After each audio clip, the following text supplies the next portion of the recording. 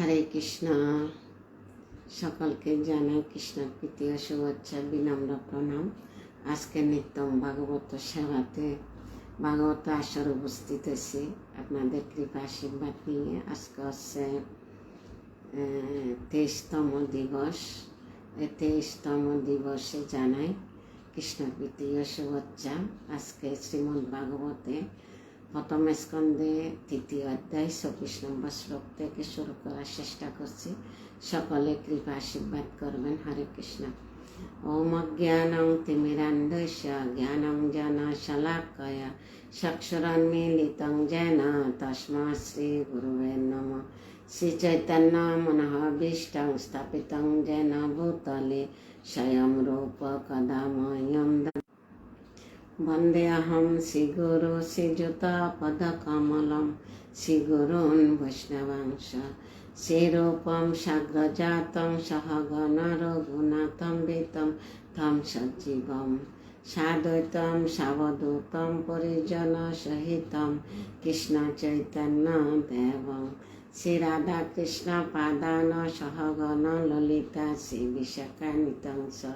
हे कृष्णा करुणा सिंधु दीनबंधु जगत्पते गोपेश गोपिका कांत राधाकांत नमस्तुते। तप्त कांचन गौरांगी राधे वृंदावनेश्वरी विश्वभानुसुते देवी प्रणमामि हरिप्रिये। वाञ्छाकल्पतरुभ्यश्च कृपा सिन्धुभ्येव च पतितानां पावनेभ्यो वैष्णवेभ्यो नमो नमः। नारायणं नमस्कृतं नरं चैव नरोत्तमं देवीं सरस्वतीं व्यासं ततो जयमुदीरये। नष्टप्रायेषु अबद्धेषु नित्यं भागवतो सेवाय भगवती उत्तमश्लोकी भक्तिर्भवति नष्टकी।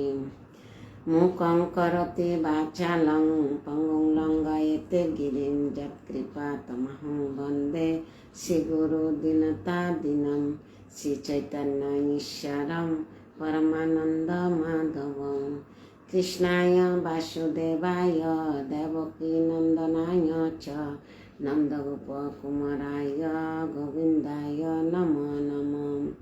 पादोजदीय प्रथम द्वितीय तृतीय तुर्यकथित जदुर नाभिस्तथा पञ्चमे षष्ठ भुजन्तरं जदुलं स्ततानु कण्ठस्थराजनवमजदीय मुखारविन्दं दशम प्रफुल्लम् एकादश दश ललाटपटं शिरायोऽपि तु द्वादश एव भाति। तमादिदेवं करुणानिधानं तमालिवर्णं सुहितयवतारम् अपार संसार समुद्र सेतुं भजामहे भागवत स्वरूपम्। हरे कृष्णा। सर्वप्रथम আমার পরমারাধ্য গুরু মহারাজ জগৎগুরু শিলা প্রভুপাদ পূর্বতম আচার্যদের চরণ কমলে প্রণতি জ্ঞাপন করছি। তার সঙ্গে উপস্থিত ভক্তবৃন্দ চরণ কমলে জানাই বৈষ্ণবীয় প্রণাম। বাঞ্ছাকল্পতরুভ্যশ্চ কৃপা সিন্ধুভ্যেব চ পতিতানাং পাবনেভ্যো বৈষ্ণবেভ্যো নমো নমঃ। হরে কৃষ্ণ। তপ্ত প্রেমা হরে কৃষ্ণ। তোমাকে হরে কৃষ্ণ জয়েন করার জন্য অর্চনা মুহুরী। হরে কৃষ্ণ। হরে কৃষ্ণ। তোমাকে শিবরা মহাজন বোধি। হরে কৃষ্ণ। আপনাকে হরে কৃষ্ণ। দাদাকে হরে কৃষ্ণ দেবেন। হরে কৃষ্ণ। আজকে ভাগবতম প্রথম স্কন্ধ 3য় অধ্যায় 24 নম্বর শ্লোক থেকে বলার চেষ্টা করছি। আজকে ভগবানের অবতারের কথা বলা আছে। কালকে 18, 19, 20 বিংশতি অবতার পর্যন্ত আলোচনা করা হয়েছে। আজকে করা হবে 21 পর্যন্ত আজকে বিশ্লেষণ করা অবতারের কথা। ঠিক আছে। হরে কৃষ্ণ। ওম নমঃ ভগবতে বাসুদেবায়। ওম নমঃ ভগবতে বাসুদেবায়। ওম নমঃ ভগবতে বাসুদেবায়। শ্রীমদ্ ভাগবতম প্রথম স্কন্ধ তৃতীয় অধ্যায়। শ্রীকৃষ্ণ হচ্ছেন সমস্ত অবতারের উৎস। শ্লোক ২৪। তত কল সম্প্রবৃত্তে সন্মহায় সুরদ্বিজম বুদ্ধ নামনা অঞ্জনসুত কিকটেষু ভবিষ্যতি। তত তারপর কল কলিযুগে সম্প্রবৃত্তে আসার পর সন্মহায় সম্মোহিত করার উদ্দেশ্য সুর আস্তিক দ্বিজাম ঈর্ষাপরায়ণ বুদ্ধ ভগবান বুদ্ধদেব নামনা নামক অঞ্জন সুত অঞ্জনার পুত্র কিকটেষু বিহারে গয়া প্রদেশে ভবিষ্যতি হবে। অনুবাদ। তারপর কলিযুগের প্রারম্ভে ভগবান ভগবত বিদ্বেষী নাস্তিকদের সম্মোহিত করার জন্য বুদ্ধদেব নামক গয়া প্রদেশে অঞ্জনার পুত্ররূপে আবির্ভূত হবেন। বুদ্ধদেব নামে গয়া প্রদেশে অঞ্জনার পুত্ররূপে আবির্ভূত হবেন। তাৎপর্য করেছেন শিলা প্রভুপাদ। জয় শিলা প্রভুপাদ। ভগবানের সপ্তবেশ অবতার বুদ্ধদেব অঞ্জনার পুত্ররূপে গয়া প্রদেশে আবির্ভূত হয়েছিলেন। বুদ্ধদেব কি ভগবানের সপ্তবেশ অবতার। কি জন্য আবির্ভূত হয়েছে তাৎপর্যটা শ্রবণ করেন, কিঞ্চিত হলেও বুঝতে পারবেন। তিনি অহিংসার বাণী প্রচার করেন এবং বেদবিহিত পশু বলির নিন্দা করেন। বুদ্ধদেব যখন আবির্ভূত হয়েছিলেন তখন মানুষ অত্যন্ত নাস্তিক হয়েছিল। বুদ্ধদেব নাস্তিকদের অত্যাচার দিন দিন বেড়ে গেছে, পশু হত্যা বেড়ে গেছে। তার কারণে বুদ্ধদেব আবির্ভূত হয়েছিলেন। তারা মাংসাহার প্রিয় এবং বৈদিক যজ্ঞের নামে সব জায়গায় কসাইখানাতে পরিণত হয়েছিল। তখন অবৈধভাবে অসংখ্য পশু বলি হচ্ছিল। নিরহ পশুদের প্রতি সদয় হয়ে ভগবান তখন শ্রী বুদ্ধদেব রূপে অহিংসা বাণী প্রচার করেছিলেন। কে? বুদ্ধদেব অহিংসা বাণী প্রচার করার জন্য আবির্ভূত হয়েছিলেন। আর সপ্তাবেশ ভগবানের সপ্তাবেশ অবতার বুদ্ধদেব। তখন অবৈধভাবে অহিংসা পশু বলি হচ্ছিল। নিরহ পশুদের প্রতি সদয় হয়ে ভগবান শ্রী বুদ্ধদেব রূপে আবির্ভূত হয়ে অহিংসা বাণী প্রচার করেছিলেন। তিনি প্রচার করেছিলেন যে তিনি বৈদিক নির্দেশ মানেন না এবং পশু হত্যার ফলে মনোবৃত্তি যে কিভাবে কলুষিত হয়ে যায় সে কথা তিনি মানুষদের বুঝিয়েছিলেন। কে? বুদ্ধদেব। শ্রীমান দর হরে কৃষ্ণ জয়েন করার জন্য হরে কৃষ্ণ। ভগবত তত্ত্ব রহিত কলিযুগের অল্প বুদ্ধি সম্পন্ন মানুষেরা তার যে তত্ত্ব অনুসরণ করেছিলেন এবং নীতিবোধ অহিংসা সম্বন্ধে শিক্ষা লাভ করে ভগবত উপলব্ধির পথে অগ্রসর হওয়ার প্রাথমিক যোগ্যতা অর্জন করেছিলেন। কি যোগ্যতা করেছিলেন? অহিংসা সম্বন্ধে শিক্ষা লাভ করে ভগবত উপলব্ধির পথে অগ্রসর হওয়ার প্রাথমিক যোগ্যতা অর্জন করেছিলেন বুদ্ধদেব। তিনি এভাবে ভগবত তত্ত্ব জ্ঞান বিহিত নাস্তিকদের বিমোহিত করেছিলেন। এই সমস্ত নাস্তিকেরা যারা তাকে অনুসরণ করেছিল তারা ভগবানকে মানত না। যারা তাকে অনুসরণ করেছিল তারা ভগবানকে মানত না, কিন্তু তারা তাকে পুত্ররূপে মেনেছিল এবং তার প্রতি শ্রদ্ধাযুক্ত হয়েছিল। তিনি নিজেই ছিলেন ভগবানের অবতার। বুদ্ধদেব ভগবানের অবতার। শিমুল বসাক হরে কৃষ্ণ। আপনাকে হরে কৃষ্ণ। তো কিন্তু তারা তাকে পুত্ররূপে মেনেছিলেন এবং তার প্রতি শ্রদ্ধা যুক্ত হয়েছিলেন, যিনি নিজে ছিলেন ভগবানের অবতার। এভাবে বুদ্ধরূপে তিনি অবিশ্বাসী নাস্তিকদের আস্তিকে পরিণত করেছিলেন। সেটি হচ্ছে বুদ্ধদেবের দয়া। বুদ্ধদেবের দয়ায় অবিশ্বাসী নাস্তিককে আস্তিকে পরিণত করছিলেন। বুদ্ধদেব আবির্ভাবের পূর্বে পশু বলি ছিল সমাজের সবচাইতে লক্ষণীয় আচরণ। অহরহর পশু বলি হচ্ছিল, তাই আর হিংসার ভাব বেড়ে গেছিল। তো জয়া বসা হরে কৃষ্ণ জয়েন করার জন্য আপনাদেরকে অসংখ্য ধন্যবাদ। সিমন দর আছে, অর্চনা মৌরি আছে, তত্ত্বপ্রেমা আছে, শিবরা মহাজন আছে। আজকে একটু যুক্ত আছে, একটু 10 মিনিট লেটে গেছে, সরি। হরে কৃষ্ণ। তো আপনারা প্রত্যেক দিন 8টা 10 মিনিটে চেক করে দেখবেন, লাইভ চালু আছে। কালকে আগামীকাল ক্লাস হবে না, আগামীকাল মাতাজিদের ক্লাস আছে মঙ্গলবার, তাই শুধু সপ্তাহের একদিন বন্ধ রাখার চেষ্টা করি আজকে পর্যন্ত। তাই তো আজকে 23তম পর্ব, 23 দিনে গেছে। 23 দিনে তৃতীয় প্রথম স্কন্ধের তৃতীয় অধ্যায়ের শেষের কাছাকাছি আর 2-3 দিন ক্লাস করলে তৃতীয় অধ্যায় শেষ হবে। পূর্ণশ্রী জানবা দেবী দাসী দুবমা জয়েন করছে, তত্ত্বরামও জয়েন করছে। হরে কৃষ্ণ। তোমাদেরকে অসংখ্য ধন্যবাদ। তোমাদের ভগবত ভক্তি অটুট থাকুক। হরে কৃষ্ণ। আচ্ছা, আবার বেইনারা বলবে যে আমাদেরকে তো বলেন না, মহা সমস্যা। বেইনদেরও ভগবত ভক্তি অটুট থাকুক। আর আত্মীয় স্বজন বন্ধু বান্ধব যারা যুক্ত হয়েছে সকলের ভগবত ভক্তি অটুট থাকুক। হরে কৃষ্ণ। ভগবত ভক্তি বিহীন নাস্তিকদের বিমোহিত করেছিল। এই সমস্ত নাস্তিকেরা যারা তাকে অনুসরণ করেছিল তারা ভগবানকে মানত না, কিন্তু তারা তাকে পূর্ণরূপে মেনেছিলেন এবং তার প্রতি শ্রদ্ধাযুক্ত হয়েছিলেন।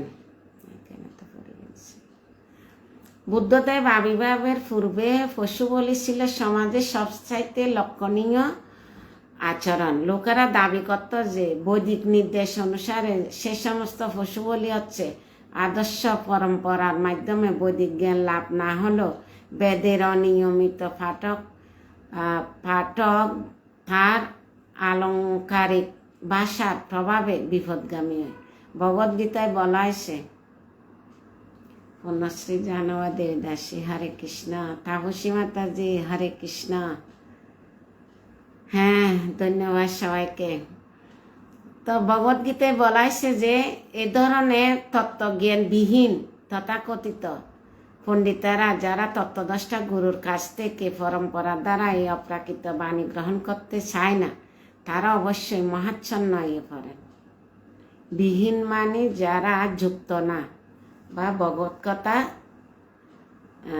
যাদের হৃদয়ঙ্গম হয় না বা নেই তাদেরকে বিহীন বলে। তো তত্ত্বজ্ঞান বিহীন, যাদের তত্ত্বজ্ঞান সম্বন্ধে ধারণা নেই। রাধারানীর মা হরে কৃষ্ণ হরে বল। তোমাদেরকে হরে কৃষ্ণ, তোমার 2 মেয়েকে হরে কৃষ্ণ, 2 মেয়ের ভগবত ভক্তি অটুট থাকুক। হরে কৃষ্ণ। তারপর বুদ্ধদেব ভগবদ্গীতায় বলাই সে ধরনের তত্ত্বজ্ঞানবিহীন তথাকথিত পণ্ডিতেরা যারা তত্ত্বদ্রষ্টা গুরুর কাছ থেকে পরম্পরা দ্বারাই অপ্রাকৃত বাণী গ্রহণ করতে চায় না, তারা অবশ্যই মহাচ্ছন্ন হয়ে পড়ে। তাদের জ্ঞানের কোনো গভীরতা নেই। ভগবদ্গীতায় 15 নম্বর শ্লোকে বলা হয়েছে, বেদস্য সর্বহম বেদ অহম এব বেদঃ। সমস্ত বৈদিক পন্থা ধীরে ধীরে পরমেশ্বর ভগবানকে জানার পথে জীবনকে এগিয়ে নিয়ে যায়। কৃষ্ণ ভাবনা আমি তো মানি কৃষ্ণের সাথে যুক্ত হওয়া। আর সমস্ত বৈদিক শাস্ত্রের পন্থা ধীরে ধীরে কি করে পরমেশ্বর ভগবানকে জানার পথে এগিয়ে নিয়ে যায়। সমস্ত বৈদিক শাস্ত্রের মূল উদ্দেশ্য হচ্ছে ভগবত তত্ত্ব, জীবতত্ত্ব, সৃষ্টিতত্ত্ব প্রভৃতি সম্বন্ধে জানা।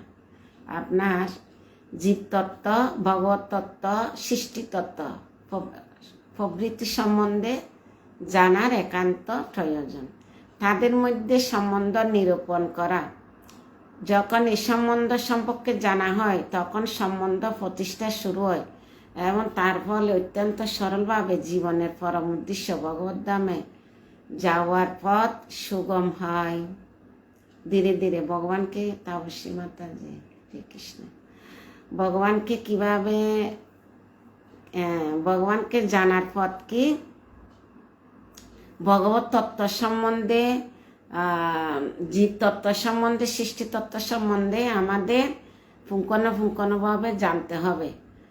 তাই অত্যন্ত সরলভাবে জীবনের পরম উদ্দেশ্য ভগবত ধামে ফিরে যাওয়ার পথ সুগম হবে। সৌভাগ্যবশত বেদের অবৈধ পাঠকের কেবল বৈদিক সংস্কারগুলির দ্বারা মহাচ্ছন্ন হয়ে পড়ে এবং তার ফলে তাদের স্বাভাবিক প্রগতি ব্যবহৃত হয়। আসরিক ভাবাপন্ন এ ধরনের বিভ্রান্ত মানুষদের কাছে বুদ্ধদেব হচ্ছেন আস্তিকতার প্রতীক। তাই তিনি সর্বপ্রথমে তাদের পশু হত্যা করা থেকে বিরত করেন। পশু হত্যা মহাপাপ, প্রথম এটা থেকে বিরত করছে। ভগবত চেতনার বিকাশের পথে পশু হত্যা হচ্ছে সবচাইতে ভয়ঙ্কর প্রতিবন্ধক। দুই রকমের পশুঘাতী রয়েছে। আত্মাকে কখনো কখনো পশু অথবা জীব বলা হয়। যারা পারমাত্মিক জীবনের পথে অগ্রসর হওয়ার চেষ্টা না করে আত্মাঘাতী হয়, তারা পশুঘাতী বা পশুগণ। মহারাজ পরীক্ষিত বলেছেন যে পশুঘাতীরা কখনো পরমেশ্বর ভগবানের দিব্য মহিমা আস্বাদন করতে পারে না। যারা পশু হত্যা করে তারা কখনো ভগবানের মহিমা আস্বাদন করতে পারে না। করে, কিন্তু করলে কি হবে? এ কান্দি ঢুকলে কান্দি বেরিয়ে যাবে, হৃদয়ে প্রবেশ করবে না।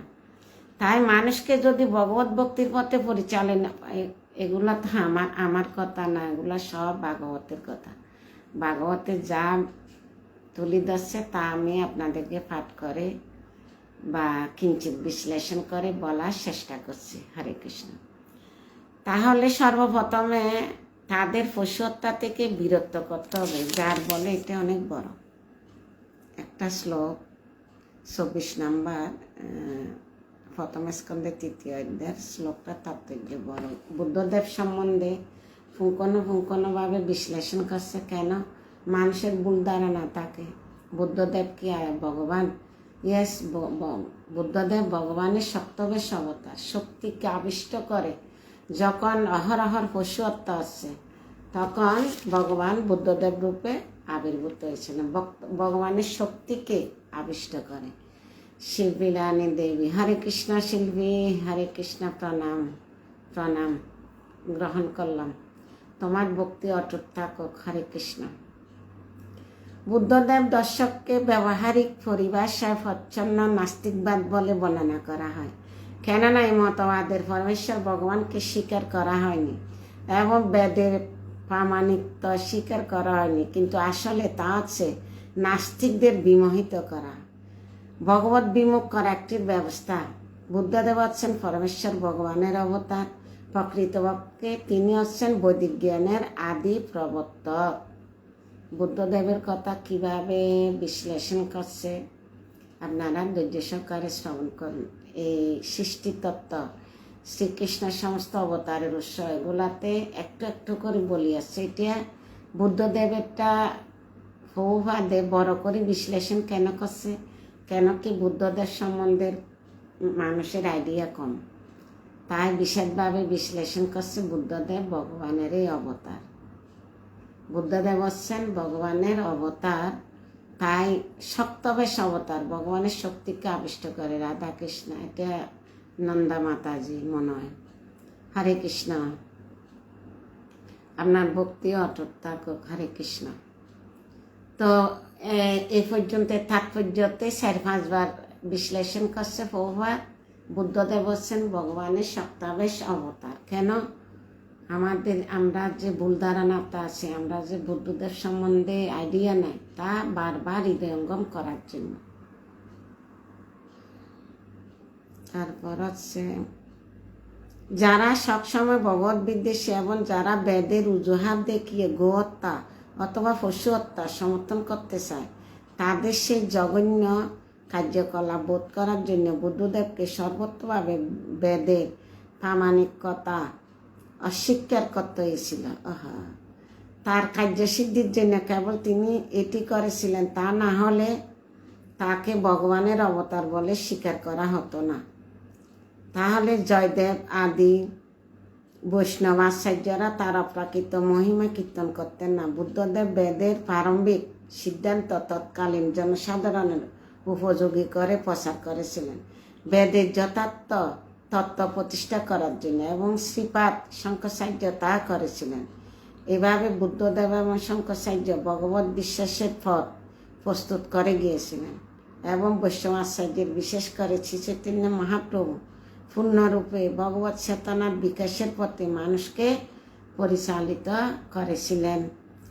মানুষ যে বুদ্ধদেব অহিংসা আন্দোলনের প্রতি উৎসাহ প্রদর্শন করেছে তা দেখে আমরা অত্যন্ত আনন্দ হচ্ছি, কিন্তু তারা কি এই বিষয়টি যথার্থ ঐকান্তিকভাবে সহকারে গ্রহণ করবে এবং এই সমস্ত কষাখানাগুলি বন্ধ করবে? তা যদি না হয় তাহলে অহিংসা বাণী কোনো অর্থ হয় না। শ্রীমদ্ ভাগবতম রচনা হয়েছিল কলিযুগের আরম্ভ হওয়ার ঠিক পূর্বে, আজ থেকে প্রায় 5000 বছর আগে। এখানে একটা প্রশ্ন আছে, শ্রীমদ্ ভাগবত রচনা কখন হয়েছিল, কলিযুগের আগে না পরে?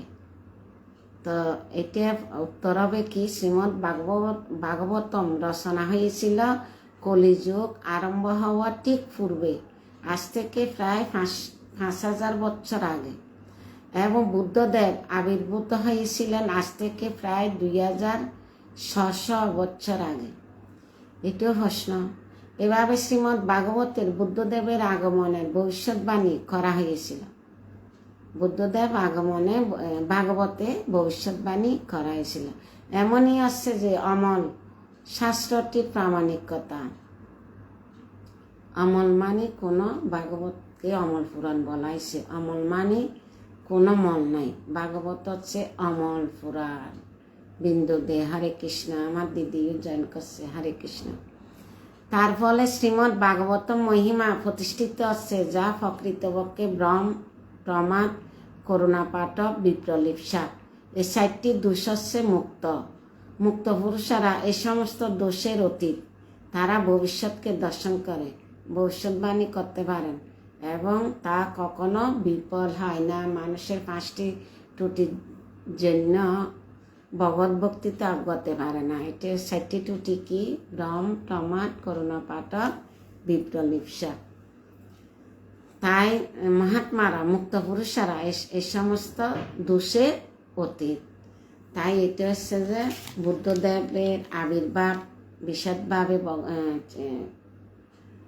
শিলা প্রভুপাদ ব্যাখ্যা করছে। এখন আমরা 24 নম্বর একটা শ্লোকে তাৎপর্য অনুবাদ বিশ্লেষণ করলাম। কেন কি বুদ্ধদেব ভগবান সপ্তবেশ অবতার, তো কেন আবির্ভূত হয়েছিলেন পুঙ্খানুপুঙ্খভাবে ব্যাখ্যা করছে। কোনো সময় আপনারা যদি বুদ্ধদেব সম্বন্ধে জানতে চান তাহলে এই শ্লোকটা এই তাৎপর্যতে বিশদভাবে আছে, আপনারা পরে জানতে পারবেন। হয়তো ঘরে আবার পরে দেখবেন, এখানে শুনলে সব মনে থাকবে না, আবার যখন ঘরে পড়বেন বুদ্ধদেব সম্বন্ধে জানতে পারবেন। ভাগবতম 1ম স্কন্ধ 3য় অধ্যায় 24 নম্বর শ্লোক। ঠিক আছে? হ্যাঁ, আমার দিদি হরে কৃষ্ণ দিচ্ছে, আপনাকে হরে কৃষ্ণ। শ্লোক 25। অত্র স যুগ সন্ধ্যাম দুঃস প্রায়েষু রাজেষু জনিতা বিষ্ণু যশস নামনা কল্কি জগৎপতি। এ কল্কির অবতার। কল্কির শেষে কি অবতার হবে কালকে চৈতন্য চরিতামৃত ক্লাসে বলছিলাম, আজকে ভালো করে শ্রবণ করেন। কলির শেষে কোন ভগবান আবির্ভূত হবে? অত্র তারপর অস সে পরমেশ্বর ভগবান যুগ সন্ধ্যাম যুগে সন্ধিকণে যস্য পাইয়েষু প্রায় রাজেষু রাজারা জনিতা জন্মগ্রহণ করবেন। বিষ্ণু জগস্য বিষ্ণু যশ নামক কলি নামক ভগবানের অবতার, জগৎপতি জগতের পতি। অনুবাদ। তারপর দ্বাবিংশ অবতার যুগ সন্ধ্যাকালে অর্থাৎ কলিযুগের অন্তে নৃপতিরা যখন দস্যপ্রায় হয়ে যাবে তখন ভগবান কল্কির অবতার নামে বিষ্ণু যশ নামক ব্রাহ্মণের পুত্ররূপে অবতরণ করবেন। এই যে চৈতন্য মহাপ্রভু যে ভক্তরূপে আসছে, চৈতন্য মহাপ্রভু যে ভগবান, এগুলো আমরা কিভাবে জানতে পারলাম? শাস্ত্রের প্রমাণে।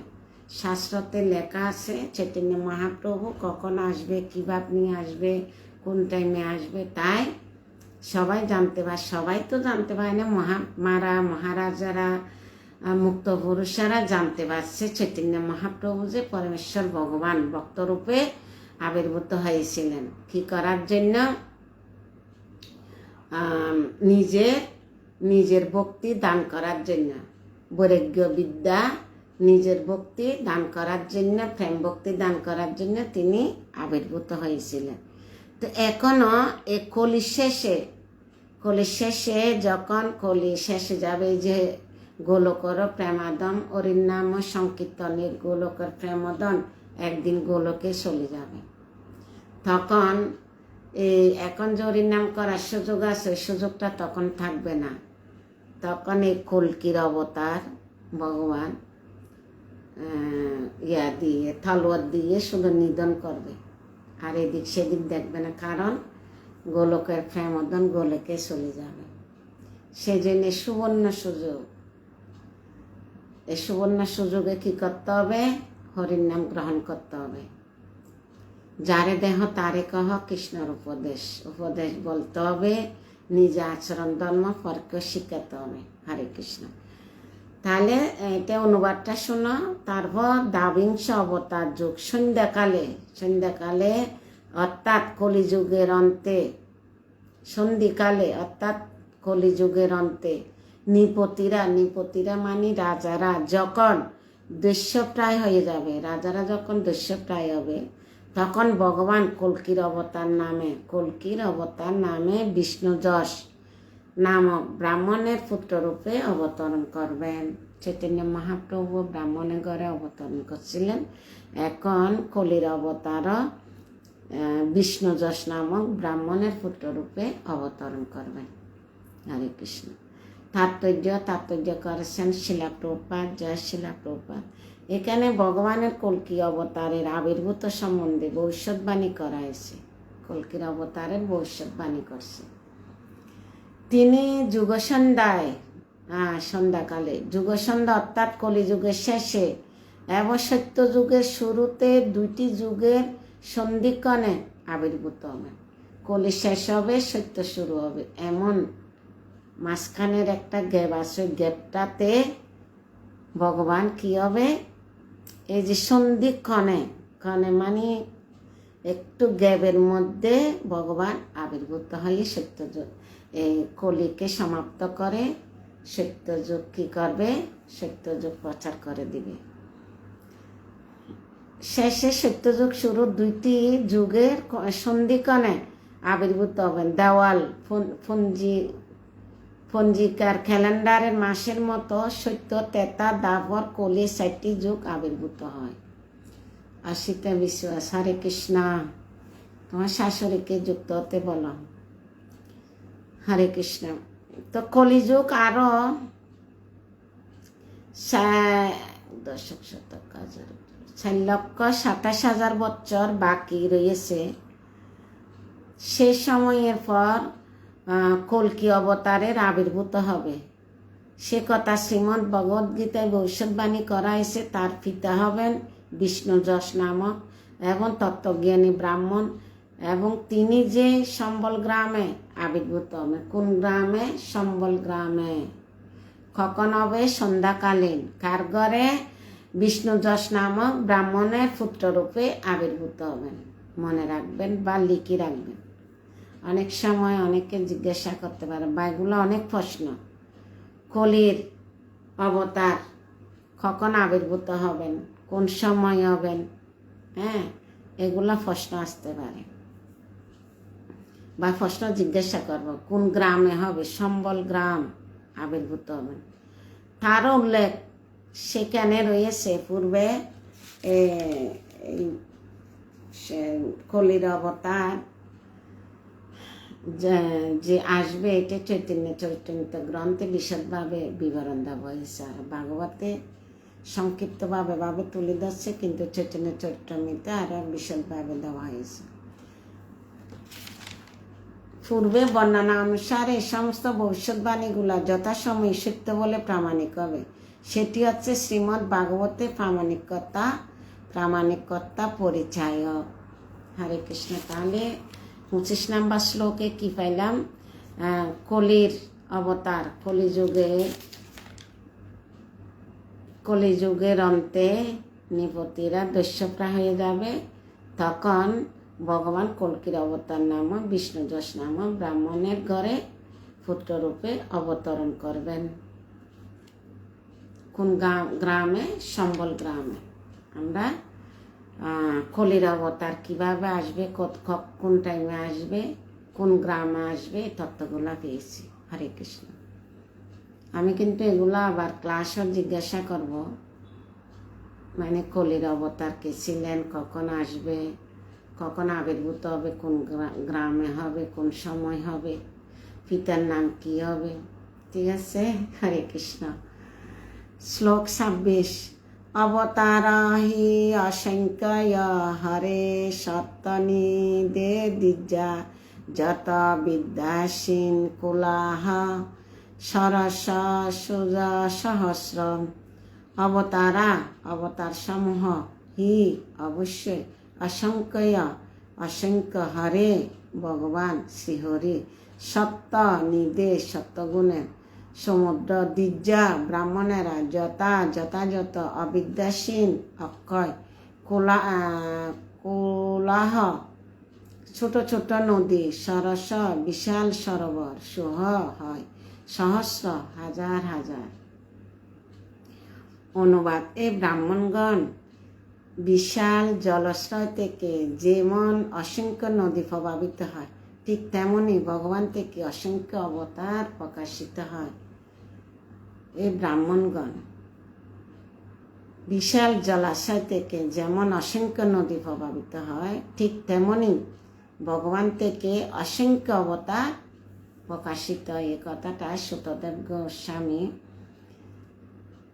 গোস্বামী আর নমিশান্য ঋষিদেরকে বিশ্লেষণ করতেছে বা শ্রবণ করাচ্ছে। তাৎপর্য করেছেন শিলা প্রভুপাদ। ভগবানের অবতার যে তালিকা এখানে দেওয়া হয়েছে তা সম্পূর্ণ নয়। এবার শুনুন, এটা সম্পূর্ণ নয়। ভগবানের অবতারে আরো অনেক আছে, এটা সম্পূর্ণ নয়। সেই জন্য একটু দিছে। যদি বিশদভাবে দেয় তাহলে আমরা ভাগবতম পড়ব, 18টা ভাগবতম পড়ব না। এখানে পেয়ে ফেলছি মূল কথাগুলো। সেই জন্য একটু দিবে যে সব কিছু।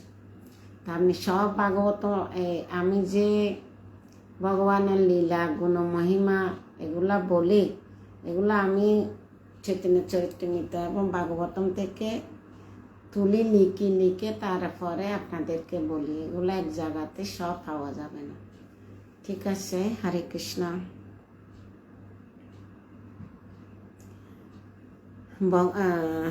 তা কেবল সম্পূর্ণ নয়, তা কেবল সমস্ত অবতারের আংশিক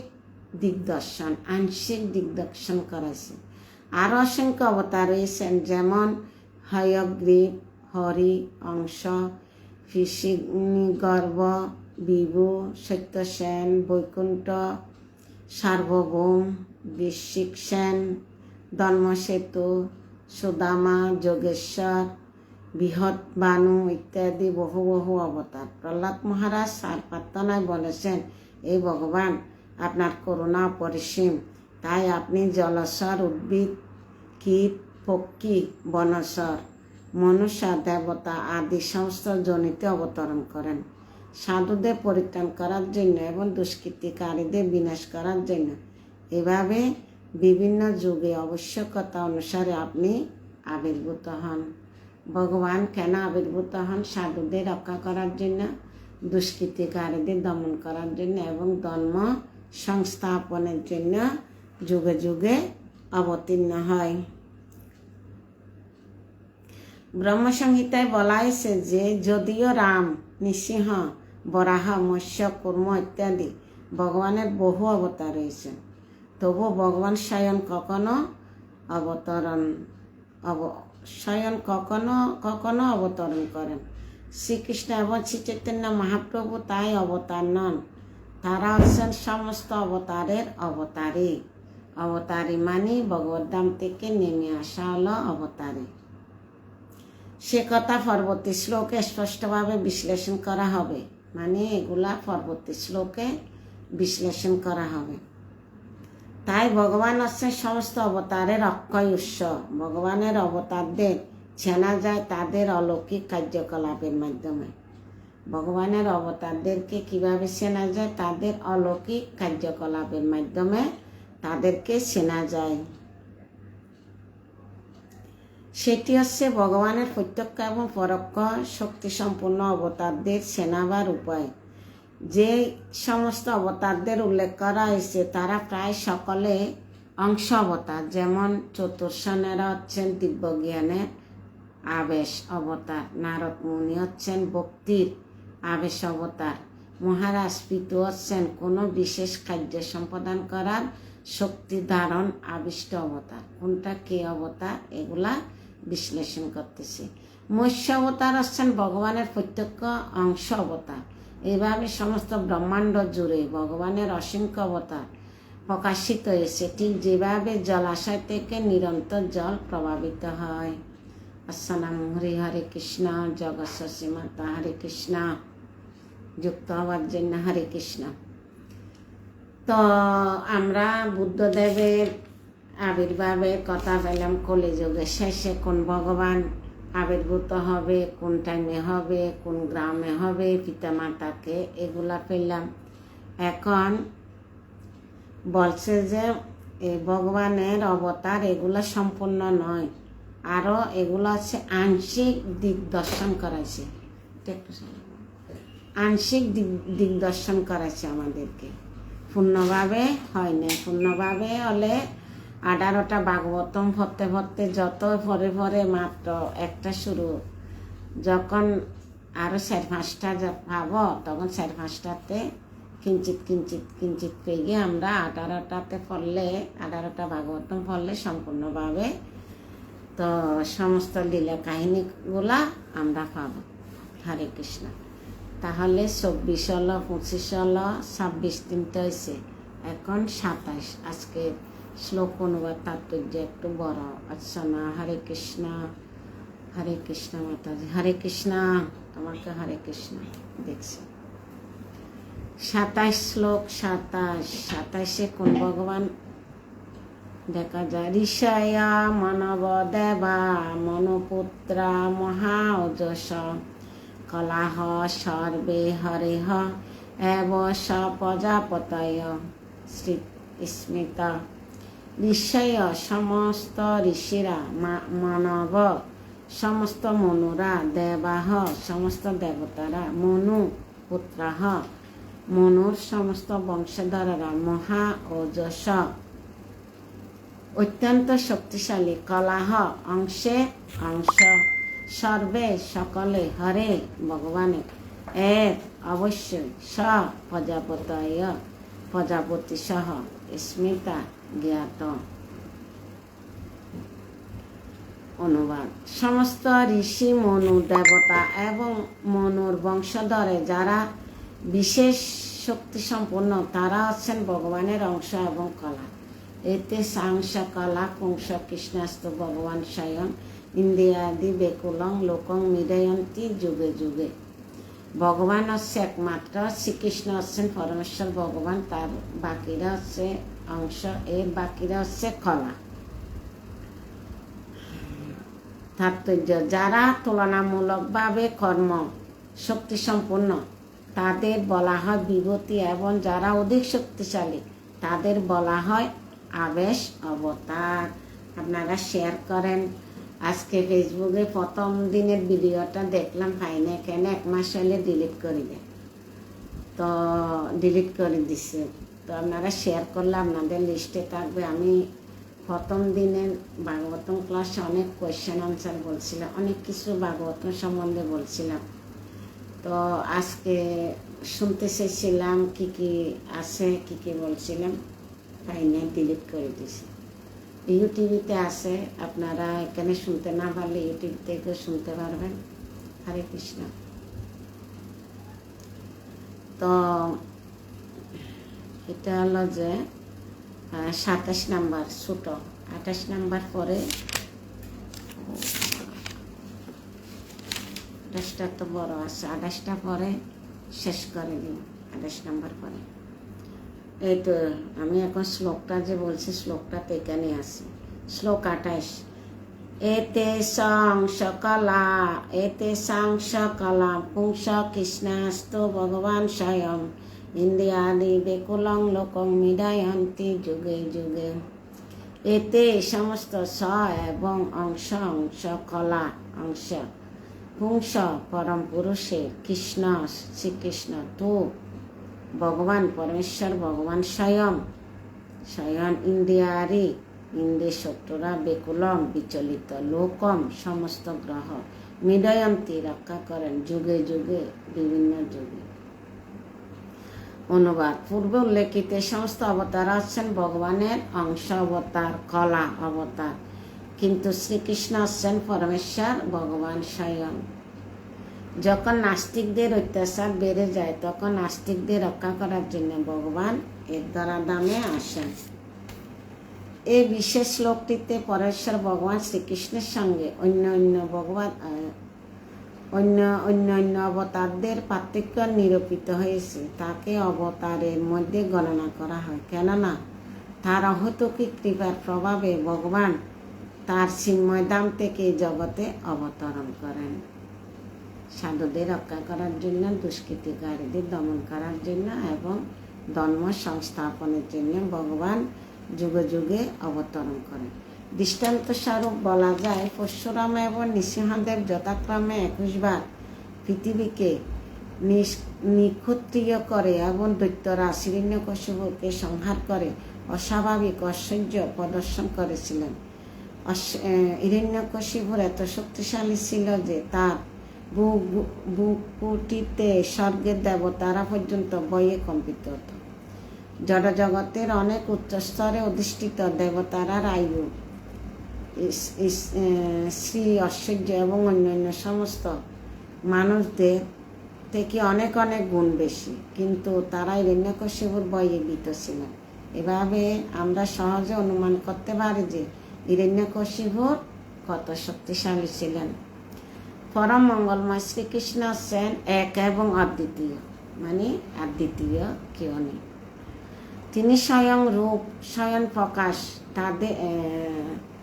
তাদের আত্মার প্রভাব, বিলাস, অবতার, আবেশ এবং জীব রূপে বিভিন্ন অংশ কলা নিজেকে বিস্তার করেন। তাদের সকলে তাদের ব্যক্তিত্ব বৈশিষ্ট্য অনুসারে অনন্ত শক্তিসম্পন্ন প্রাকৃত জ্ঞান সম্পদ পণ্ডিতেরা অত্যন্ত সাবধানতার সঙ্গে পরম মঙ্গলময় শ্রীকৃষ্ণের 64টি গুণ বিশ্লেষণ করেছেন। ভগবানের কয়টি গুণ? 64টি। ভগবানের সমস্ত অংশ এবং কলা অবতারদের মধ্যে তার এই সমস্ত গুণ আংশিকভাবে প্রকাশিত হয়েছিল। এই অবতারে কি হয়েছে? আংশিক প্রকাশিত হয়েছে। মানব জীবনে পূর্ণতা সে সমস্ত গুণাবলী 78 ভাগ পূর্ণরূপে প্রকাশিত করা। জীব কখনো শিব, বিষ্ণু অথবা শ্রীকৃষ্ণের মতো গুণ সম্পন্ন হতে পারে না। পূর্ণরূপে শতকরা 78 ভাগ গুণ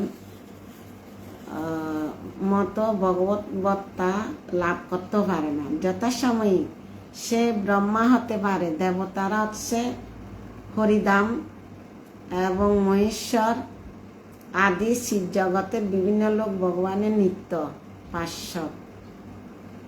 এগুলো হচ্ছে ভগবানের চিন্ময় নিত্য পার্শ্বদ। তারা শিব জগতের বিভিন্ন লোক ভগবানের নিত্য পার্শ্বদ। চিন্ময়লোক বা বৈকুণ্ঠ ধামের উদ্দেশ্যে কৃষ্ণলোক বা গোলক বৃন্দাবন এবং পূর্ণতা প্রাপ্ত জীবেরা এই সমস্ত গুণের শতকরা 78 পূর্ণরূপে লাভ করে। এই জড়দেহ ত্যাগ করার পর কৃষ্ণলোক প্রবেশ করতে পারে। কি করলে? কৃষ্ণলোক মানে ভগবত ধাম। ভগবত ধাম যাওয়ার পথ সুগম কিভাবে হবে? যদি চিন্ময়লোক বা বৈকুণ্ঠ ধামের উদ্দেশ্যে কৃষ্ণলোক গোলক বৃন্দাবন পূর্ণতা প্রাপ্ত জীবেরা এই সমস্ত গুণের শতকরা 78 পূর্ণরূপে লাভ করে। ভগবানের গুণ 100 থেকে যদি 78 আমরা গুণ অর্জন করি তাহলে আমরা ভগবত ধামে যাওয়ার পথ সুগম হবে। হরে কৃষ্ণ। আজকে 24 থেকে 28 পর্যন্ত শ্লোক তাৎপর্য অনুবাদ বিশ্লেষণ করলাম। তো সকলে প্রত্যেক দিনে, কালকে তো ক্লাস হবে না, বুধবার থেকে আবার শুরু হবে। সকলকে অসংখ্য অসংখ্য ধন্যবাদ। হরে কৃষ্ণ। ভাগবতম গ্রন্থরাজ কি জয়, শিলা প্রভুপাদ কি জয়, শিলা গুরু মহারাজ কি জয়, অনন্ত কোটি বৈষ্ণববৃন্দ কি জয়, নিতাই গো সীতানাথ প্রেমানন্দে। হরি হরি বল। হরে কৃষ্ণ। আমরা নিত্যং ভাগবত সেবাতে নিত্য প্রার্থনা করার চেষ্টা করি প্রত্যেক দিন। আজকে গুরু মহারাজের শারীরিক সুস্থতা এবং দীর্ঘায়ুর জন্য 3 বার, আর সবার পারমার্থিক মঙ্গলের জন্য পরিবার নিয়ে যাতে ভক্তি করতে পারে আমরা 3 বার 6 বার কৃষ্ণের নাম নেব। হরে কৃষ্ণ। জয় শ্রীকৃষ্ণ চৈতন্য প্রভু নিত্যানন্দ, শ্রী অদ্বৈত গদাধর শিবাসাদি গৌর ভক্ত বৃন্দ। হরে কৃষ্ণ কৃষ্ণ কৃষ্ণ হরে হরে, হরে রাম রাম রাম হরে হরে। হরে কৃষ্ণ কৃষ্ণ কৃষ্ণ হরে হরে, হরে রাম রাম রাম হরে হরে।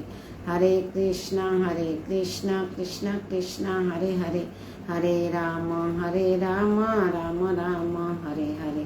হরে কৃষ্ণ কৃষ্ণ কৃষ্ণ হরে হরে, হরে রাম রাম রাম হরে হরে।